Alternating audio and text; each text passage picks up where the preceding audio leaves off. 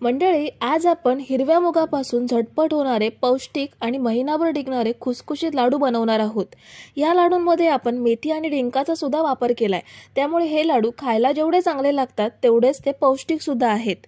मुलांच्या डब्यामध्ये हे लाडू द्यायचे असतील तर डिंक मेथी न वापरता रोज तुम्ही हे लाडू चपाती भाजी नंतर चॉकलेट किंवा बिस्किट ऐवजी देऊ शकता। चला तर वेळ न घालवता पटकन आपण रेसिपीकडे वळूयात। तर सर्वात आधी आपण हिरवे मूग भाजून घेणार आहोत। त्यासाठी 2 वाटी मूग आपण पॅन मध्ये घेतोय। मंद आचेवरती मूग आपल्याला सतत हलवत थोडासा रंग बदलेपर्यंत भाजून घ्यायचे आहेत। शक्यतो मंद आचेवरतीच भाजायचे, कारण मंद आचेवरती भाजल्यामुळे मूग एकसारखे चांगले भाजले जातील, यामधला पाण्याचा अंश कमी होईल आणि लाडू महिनाभर चांगले टिकतील। तर साधारण 15 मिनिटे आपण हे मूग भाजून घेतलेत। यांचा हलकासा रंग चेंज झालाय। आता हे पॅन मधून काढून आपण हे पूर्णपणे थंड करून घेऊयात। आता पुन्हा आपल्याला पॅन मध्ये 2 चमचे मेथी घ्यायची आहे। मेथी सुद्धा आपण मंद आचेवरती भाजून घेणार आहोत। मेथी तुम्ही तुमच्या आवडीनुसार वापरू शकता। मेथी खायला आवडत नसेल तर नाही वापरली तरीही चालेल। तर साधारण 5 मिनिटे आपण ही मेथी छान खमंग भाजून घेतली आहे। पॅन मधून काढून आपण ही थंड करून घेऊयात। पुन्हा पॅन मध्ये आपल्याला 2 चमचे तूप घ्यायचे आहे। पाऊण वाटी एवढं मी तूप घेतले, त्यापैकी 2 चमचे तूप मी इथे पॅन मध्ये घेणार आहे। या तुपामध्ये आपल्याला डिंक तळून घ्यायचा आहे। इथे मी 3 चमचे एवढा डिंक घेतलाय।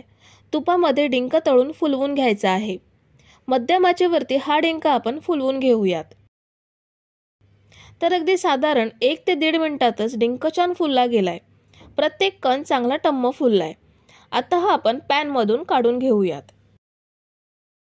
पुन्हा पॅन मध्ये आपल्याला 1 चमचा तूप घेऊन त्यामध्ये पाव वाटी काजू बदामचे तुकडे घ्यायचे आहेत। हे सुद्धा आपल्याला मंद ते मध्यम आचेवरती हलके डाग पडेपर्यंत तुपामध्ये भाजून घ्यायचे आहेत। तर साधारण 3 ते 4 मिनिटे आपण हे छान भाजून घेतलेत। आता हे पॅन मधून काढून घेऊयात। आपल्याला हे भाजून घेतलेलं सर्व साहित्य थंड करून घ्यायचं आहे। आता आपण भाजून घेतलेले हिरवे मूग दळून घेणार आहोत। त्यासाठी भाजलेले मूग थंड करून मग हे आपल्याला मिक्सर जार मध्ये घ्यायचे आहेत। आता हे आपण दळून घेऊयात। तर हे बघा, मी हे मूग दळून घेतलेत। याची छान अशी पावडर तयार करून घेतली आहे। याचप्रमाणे शिल्लक मूग सुद्धा आपल्याला दळून घ्यायचे आहेत। तर हे बघा, सांगितलेल्या पद्धतीने मी सगळे मूग दळून घेतलेत। आता बाकीचे साहित्य आपण दळून घेऊयात। मेथी दाणे सुद्धा थंड झालेत, ते मिक्सर जार मध्ये घेऊयात। सर्व साहित्य आपल्याला पूर्णपणे थंड करूनच मग दळून घ्यायचं आहे। मेथी दाणे दळून घेऊयात। तर हे बघा, मेथी दाणे मी दळून घेतलेत। याची छान अशी पावडर तयार करून घेतली आहे। ही पावडर आपण एका भांड्यात काढून घेऊयात। पुन्हा आपल्याला मिक्सरच्या भांड्यात डिंक घ्यायचा आहे। डिंक सुद्धा दळून घेऊयात। इथे तुम्ही डिंक दळण्याऐवजी वाटीच्या तळाने दाब देऊन कुस्करून घेऊ शकता, पण मिक्सर जार मध्ये ही प्रोसेस लवकर होते, म्हणून आपण हे लगेच मिक्सरला बारीक करून घेतले। डिंक सुद्धा दुसऱ्या भांड्यात काढून घेऊ। पुन्हा आपल्याला मिक्सरच्या भांड्यात तुपात भाजून घेतलेले काजू बदाम घ्यायचे आहेत। यांची सुद्धा बारीक पावडर बनवून घेऊयात। ही बघा, काजू बदामची सुद्धा छान अशी पावडर बनवून घेतली आहे।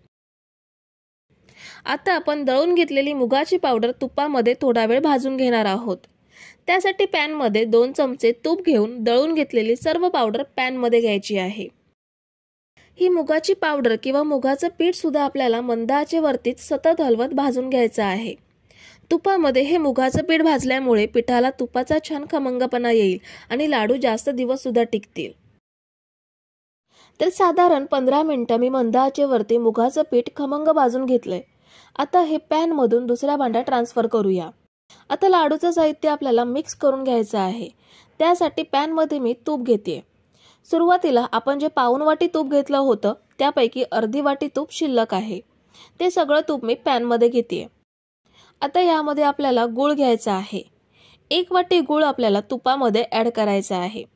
मूग आपण 2 वाटी एवढे घेतले होते, त्याच वाटीने 1 वाटी गूळ आपण इथे वापरतोय। गॅस पूर्णपणे स्लोच ठेवायचा आहे आणि स्लो गॅसवरतीच गूळ आपल्याला पूर्णपणे वितळवून घ्यायचा आहे। गुळाचा आपल्याला अजिबात पाक तयार करायचा नाहीये। गूळ फक्त विरघळवून घ्यायचा आहे। गूळ विरघळवून झालाय। गॅस आता आपल्याला पूर्णपणे बंद करायचा आहे।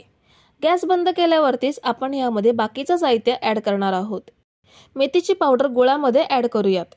गुळामध्ये ही पावडर आपल्याला मिक्स करून घ्यायची आहे। मेथी पावडर गुळामध्ये आधी मिक्स केल्यामुळे त्याचा कडूपणा थोडा कमी होतो, म्हणजे लाडू खाताना कडूपणा जाणवत नाही। आता यामध्ये आपल्याला बाकीचं सर्व साहित्य ॲड करायचं आहे। भाजून घेतलेलं मुगाचं पीठ घेऊयात। दळून घेतलेला डिंक घ्यायचा आहे। भाजून घेतलेली काजू बदामची पावडर घेतेय। काजू बदामचे थोडेसे अख्खे तुकडे सुद्धा घेतेय आणि 1 चमचा वेलची पावडर घ्यायची आहे।